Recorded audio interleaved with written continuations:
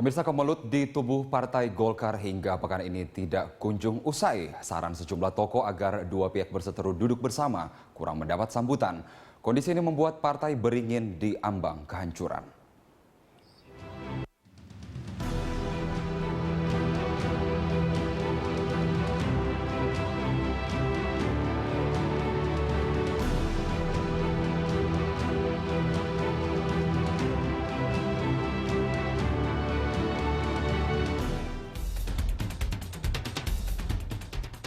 Pada Kamis 7 Januari 2016 kemarin, sejumlah kader muda Partai Golkar berkumpul di Patra Kuningan, Jakarta Selatan.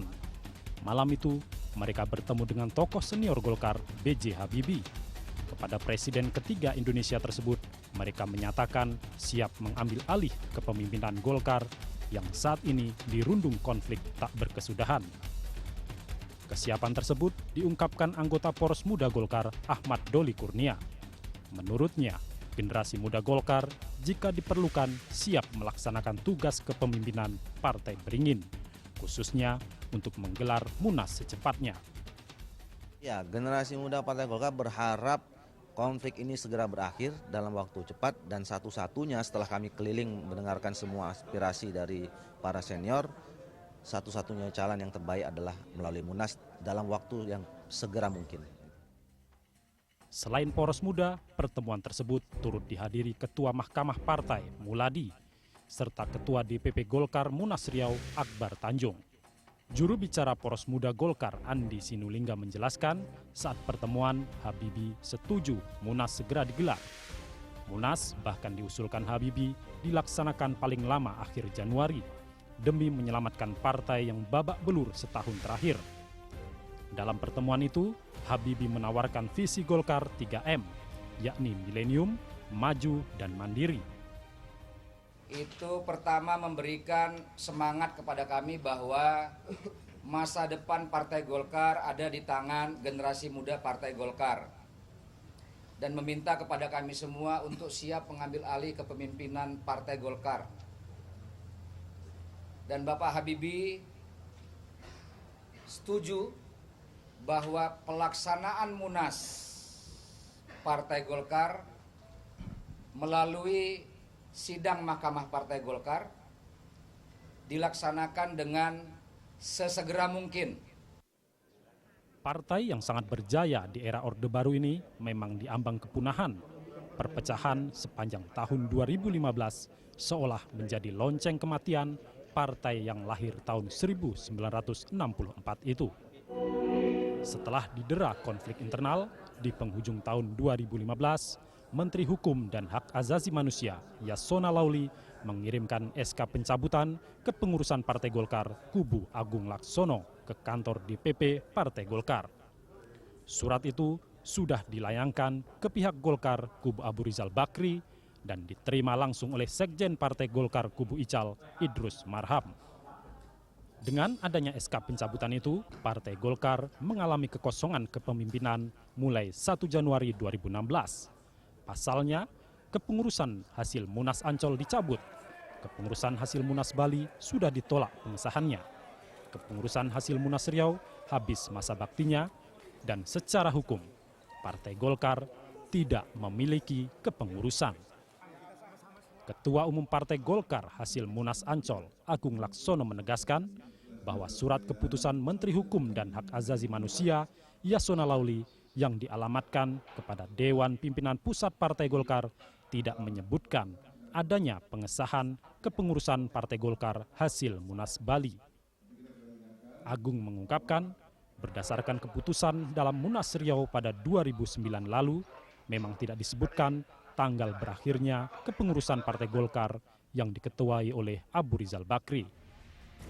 Ketua DPP Partai Golkar Kubu Agung, Aceh Hasan Sazili mengatakan, setelah keputusan Kemenkumham mencabut SK tersebut, maka posisi legal Partai Golkar tidak lagi tercatat sebagai partai politik yang diakui pemerintah.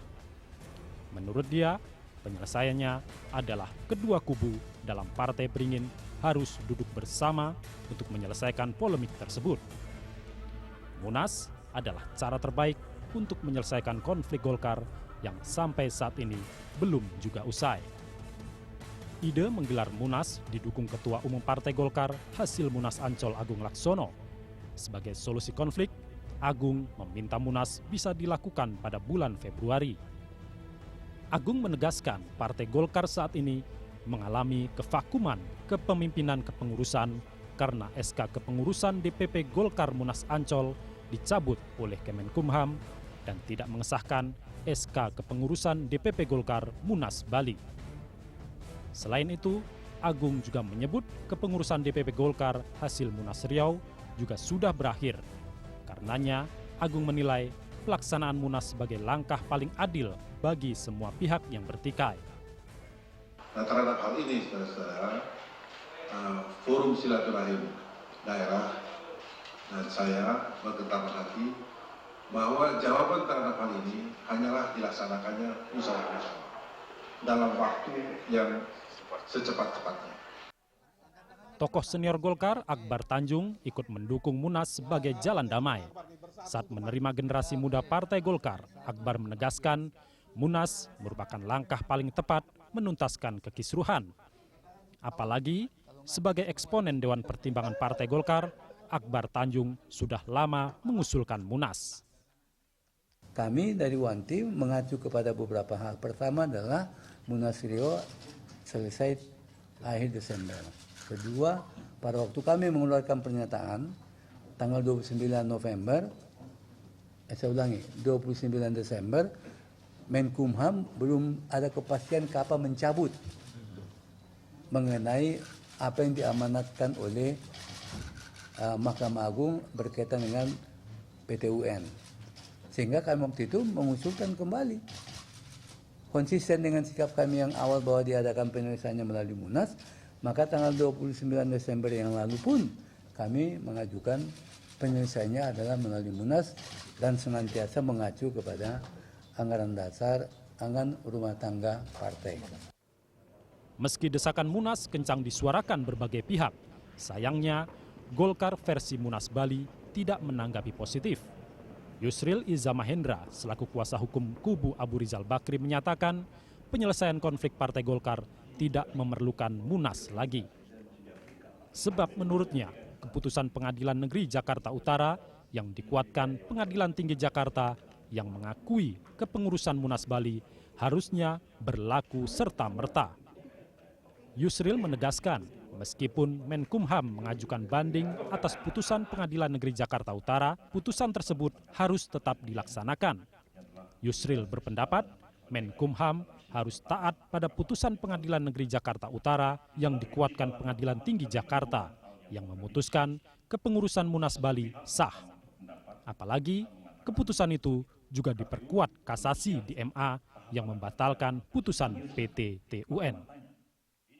Kalau mengacu pada putusan Pengadilan Jakarta Utara yang sudah dikuatkan oleh Pengadilan Tinggi Jakarta, tapi sekarang masih menunggu kasasi. Tapi putusan itu with probable beforat, jadi putusan itu bisa dieksekusi meskipun ada banding dan kasasi. Jadi Pak Yasona mesti melihat ke situ. Dan di situ dikatakan bahwa Pak Yasona itu melakukan perbuatan melawan hukum. Konflik tiada akhir membuat pengurus Golkar menyoal peran pemerintah. Bendahara Umum Partai Golkar hasil Munas Bali, Bambang Susatyo, bahkan menilai pemerintah melalui Menteri Hukum dan HAM Yasona Lauli cenderung memelihara konflik tersebut.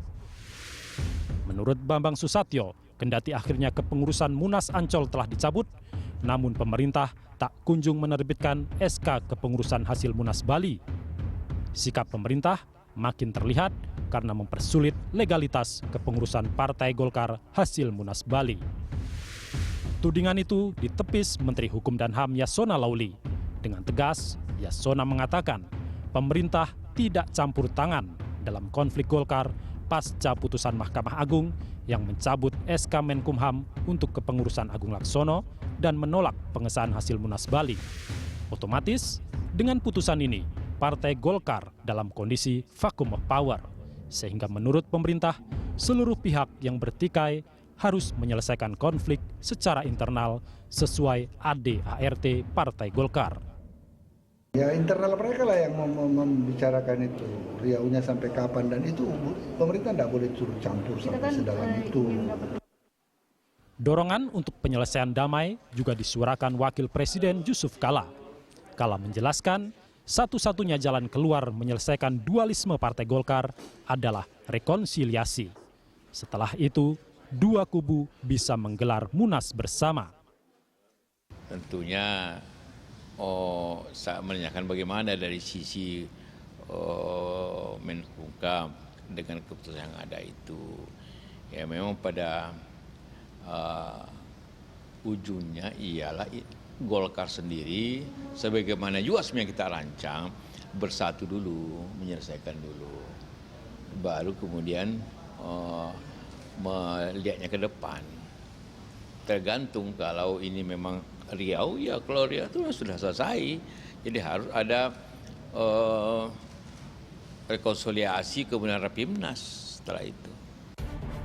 Di tengah upaya mendamaikan itu, perpecahan di Partai Golkar justru kian parah. Di DPR misalnya, saat ini ada 3 orang yang mengklaim sebagai ketua fraksi Golkar.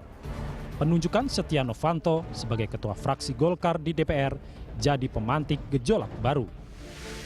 Menyikapi hal itu, kubu Agung Laksono langsung menunjuk Agus Gumiwang Kartasasmita sebagai ketua fraksi, Fayakun Andriadi sebagai sekretaris fraksi, sementara untuk bendara fraksi, Agung menunjuk Eni Maulani Saragih.